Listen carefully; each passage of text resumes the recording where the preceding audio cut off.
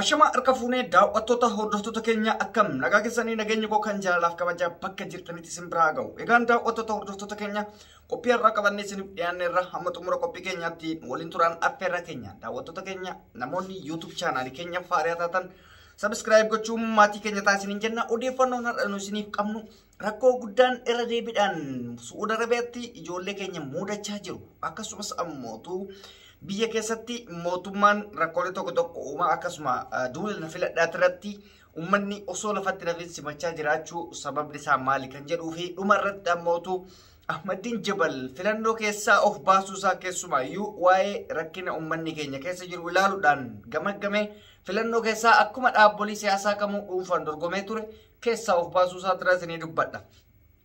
Egaan daawwattoota keenya odeeffannoo jalqabaatitti yoo deebinu Saudi Arabiyaatti erga guyyaa afuriitti duula hamaatu deemamaa jira. Duula hamaa deemamu san keessaa waan addaa tokkotu jira. Nama keenya akkuma argaa jirtan Saudi Arabiyaatti yeroo qabame irraa ka'ee mana hidhaa keessatti dararaa fi hammeenya cimaatu sarragaa hin beeytan. Hadha garuu wanta addaatu isaan mudate.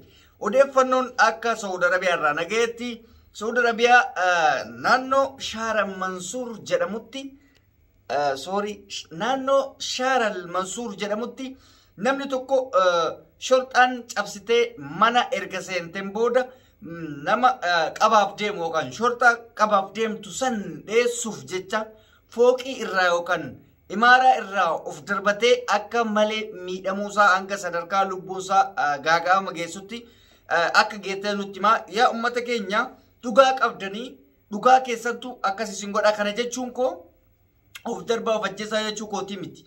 Yeroo shorxaan si qabdee mana hidhaa san keessatti dararaa namaan akka jiru waan beektuuf waan argaa jirtuuf osoo isa argitu of kennuu dhabuu keetiif jecha fooqirraa of darbitee of miidhuun miidhaa dabalataati.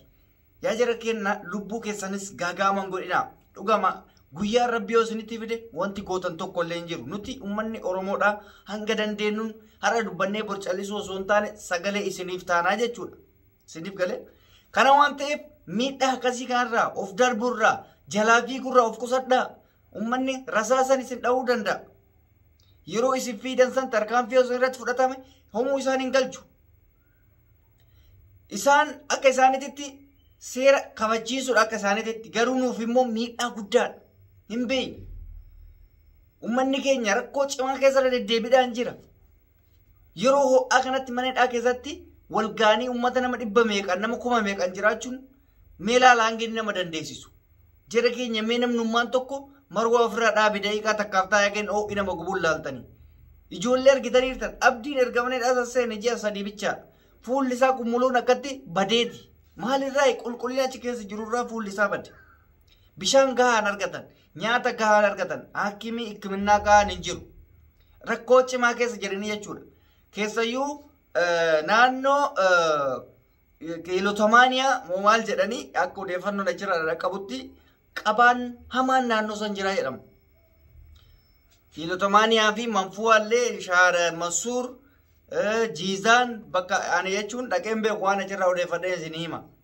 Baay'ee rakkoo hamatu jira jedhama. Akkuma suuraarraa hubachuuf yaaltanitti yoo xiqqaate shorxaa gara kumaan lakkaa'amu dhibbaawutu lakkaa'amutu bakka tokko wal ga'ee deema. Akka namni tokko jaraan meeyne.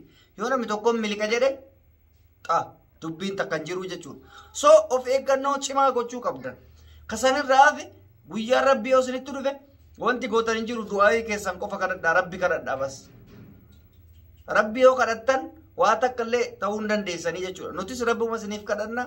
Kadhaa imbaasii yoo dandeenya akka tokko isiniif morminaa. Imbaasiin ofii galcha badhaarra fakkeenyaaf nama 300 wayitu gala. Amma rakkoo akka beektaa iddoo warri hidhame kun itti dagatametu jira. Iddoo galaa jirantu jira. Isumaayyuu mootu namni 300 guyyatti galuun gahaa miti. Maaliif? Namni guyyatti hidhamu sanii oli waan ta'eef namni 300 guyyaa yoo mootummaan galche homaan hir'atu jechuudha. Har'a 300 yoo hir'ate boruu deebi'eetumatti guuta. Argu jirra. Galuu ima galaa jiran. Garuu namni 300 namni 200 fuudhanii galchan tun waa takka ni hir'iftuu mana hidhaa san keessaa. Fakkeenya mee dheengadda yoo dhageessanii viidiyoo ijoolleen booyaa haasoftisaa irratti mana hidhaa takka keessa nama 30tu jira. Nama 300 fuudhanii amatattuu fixan. 30 kana keessaa nama 300 fuudhan namna kamiin gadi hir'atame ilaala. hin danda'amu. Isiniif gala yoo xiqqaate mootummaan nama 500 nama 100 xiyyaara 2 xiyyaara 3 fuudhee galuu qabu. Yoo kana fuudhuu hin dandeenye maal Saudi Arabiyaa keessaa hir'isuu miti waa takka faayidaa hin qabu jechuudha. Amma dura qondaala mootummaa kan ta'e Taayyee Danda'a gaafii kana dhiyeessaniifi jennaan rakkoon kana nama kennatti jedhe. Yoo nu asii har'a 300 galchine inni karaa taaribaa gara jalaatti 300 achi deebi'ee jedhe. Kana jechuun maal jechuudha? Hin gargaaru jechuudha bara afaan baane. Abbaan fedhe deebi'ee abbaan fedhe dhiisee erga imbaasiin biyyatti takkaa hin jire jedhame.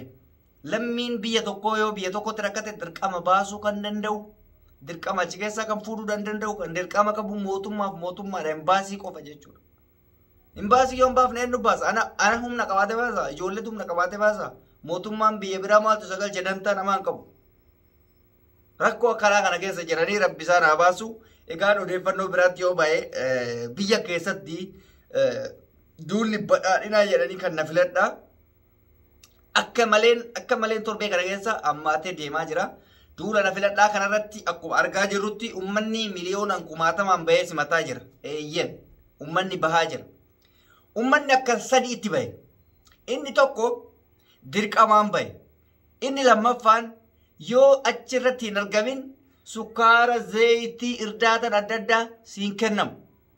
Inni sadaffaan mootummaan nama akkamii akka ta'e kaayyoon isaanii maal akka ta'eef achitti baanii simatan. Sababa kanaa uummata keenya mana hidhaa keessatti dhiisanii achitti bahaa jiranii jechuudha. Namoota hedduutu uummanni bakka badhaadhina ta'ee jira warri biyyaa abdii nama kutachiisa akkamitti uummanni kun muluun isaanii hayyoota kenna mana hidhaa keessanii kaa'anii jedhan. Eeyyen dhugaadha. Hayyoonni kenna mana hidhaa jiran garuu wanni isaan baaniif dirqama kana sadiiniif. Jara keenya namni sukkaara odoon arganne zayitii odoon arganne jiraachuu hin danda'a. Dirqamanii isuma argachuuf jecha gandarraa waan galmaanii deemaniif galmaanii gadi ba'an. Osoo hin fedhin inni biraa dirqamni illee hin jira. Milishaa gandaatti mana manarra deemanii si fattashan. Ilaalcha hamaa keessa si galchuuf yoo hafte maa hafte'anii. Inni biraa akkuma isiniin jedhe waan jarri dhayxeef dhageeffatanii yaaduu fi jijjiiruudhaafi jechuudha. Kana jechuun immoo filatan jechuu miti kun dirqama. Eenyu filata sila mee baartiin biraatu hin jiru ofii of filata. Maal filannoo wanni jedhu kun bara of argisiisuu deemaa jiranii jarri. Kana irra hin kaatinaa jechuudha. Kana irra hin kaatinaa uummanni keenya kaayyoo fi gubaa garaa keessaa qabu hin beeka. Jaalataniiti miti kan itti ba'aa jiranii dirqamaniitis waan hedduufis itti ba'an jechuudha. Kanarra ilaalina uummata keenya. Inni biraa dhuma irratti wanni isiniin jedhu Ahmadiin Jabal baay'ee galata guddaa nu biraa qabda jennaani baay'ee nuuf galatoomi jennaani dura yeroo hedduu baay'ee sitti rifannee turre haa ta'uti amma haa galatoomuu sababni isaa maal inni hayyoon Oromootii fi argitee warri paartii Oromoon ni qabdi jedhame sababa Oromoon gabrummaa jala jiruuf filannoon nuti uummata keenya irratti hojjennu wayituu fiilmii wayituu hin jiru jedhanii filannoo keessaa of baasanii turan. Yeroo sanitti Ahmadiin Jabal akka dhuunfatitti nan dorgoma jedhee dorgommiidhaaf dhiyaatee ture eeyyen darbee jira. Haa ta'utii dhuma kanarratti rakkoon adeemsan yoo namarra gaa dhufu ilaalaa xiinxalaa adeemsa deemuun jechuudha.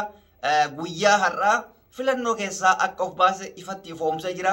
Kanaaf ilma sabaa ta'uun baay'ee barbaachisaa baga ilma saba keetii taate bakka sabni keenya jirretti kophaa filannoo gaggeessuun waan faayidaa bu'aa qabneef jecha baga qaalii yookaan haasaa uummata keenyaa kabajaa gootee fi keessaa of baaste siin jenna.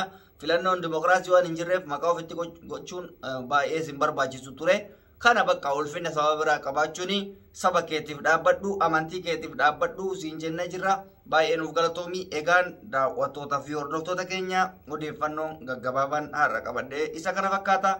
Odeeffannoo guyyaa biraatiin hanga walitti deemutti turtiin keenya kana haa fakkaatu. Namoonni YouTube chaanaalii kiyyaaf haaraa taatanii dhuftan yoo jiraattan immoo subscribe gochuu maatii keenya ta'a. Erga subscribe gootanii mallattoo yaamichaa akka tuqxan yeroo kallattiidhaan viidiyoon kiyya sin bira ga'a. Like gochuu hin raaffatinaa viidiyoo yaada keessanis koomentii kennadhaa isiniin jenna. Waan barbaadan yaada yoo dhiyeeffattan nuti bifa viidiyoo dheeraa keessatti deebii isiniif gochuuf yaalla. Naaf jiraadhaa naaf galatoomaa isin jaaladhaa isin kabajaa nagaarra naa turaa baay.